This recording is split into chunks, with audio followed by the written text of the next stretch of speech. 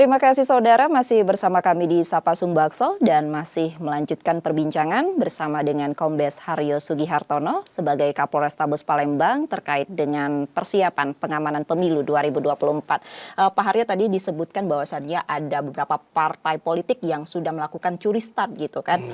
Ini bagaimana campur tangan polisi sendiri dalam hal ini? Sejauh apa?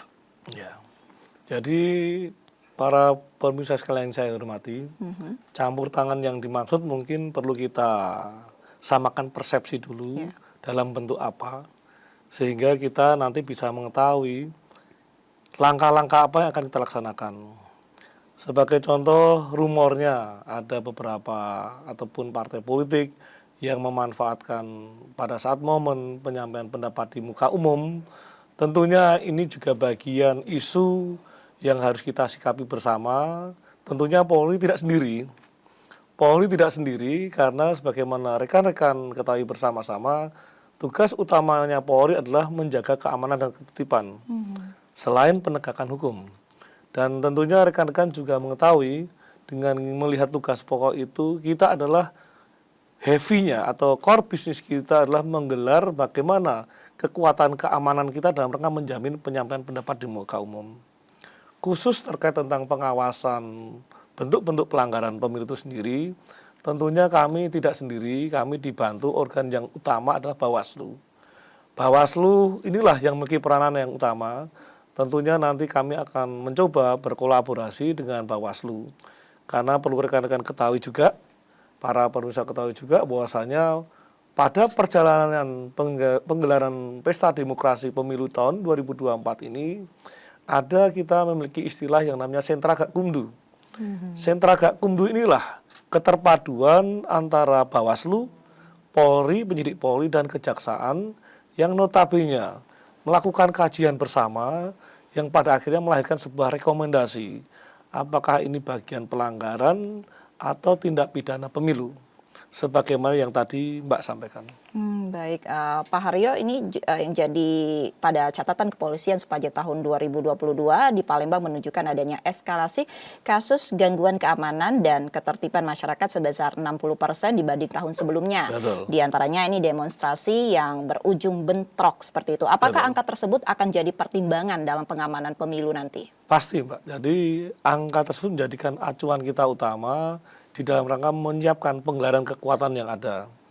Tentunya dengan kita membuat sebuah kajian atau telaan atau perkiraan, karena kita juga memiliki organ intelijen yang nantinya memberikan puding pada kami, pengambil keputusan terhadap perkiraan yang akan terjadi. Potensi-potensi apa yang akan terjadi. Sehingga disitulah kami nanti akan menentukan cara bertindak. Sebagai contoh, Mbak sampaikan, tingginya angka kriminalitas atau gangguan Kamtipmas sebesar 60 sekian persen. Tentunya ini juga menjadikan bagian pengamatan kami, pengukuran kekuatan kami maupun cara bertindak kami nantinya, kira-kira pada saat hari hanya menjelang pemilu itu berlangsung, khususnya pemilu pada saat pesta demokrasi atau yang paling sering adalah pada saat proses kampanye maupun pemungutan suara. Inilah yang jadi penelitian berat kami di dalam rangka menggelar kekuatan yang ada. Baik, Pak Haryo, isu yang tidak bisa ditepis dalam hal apapun adalah hoax melalui sosial media. Baru-baru ini juga kita mendengar adanya hoax terkait dengan hasil pemilihan pemilu 2024. Terkait dengan hal tersebut, tindakan apa nih Pak?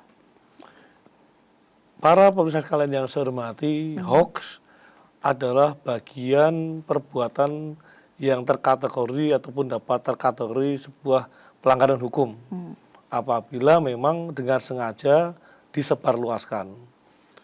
Inilah menjadikan bagian daripada salah satu bagian kami melakukan kajian maupun tindakan-tindakan penegakan hukum yang lain.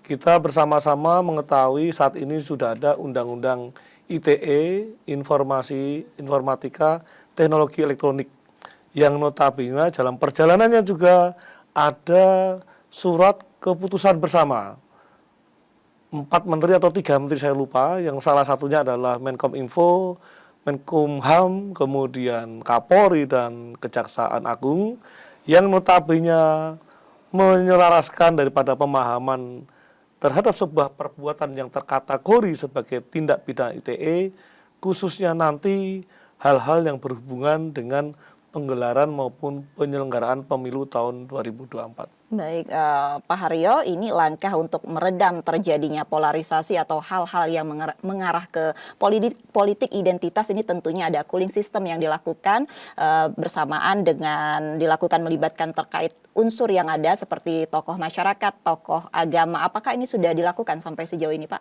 Saat ini kami sudah memulai, ya.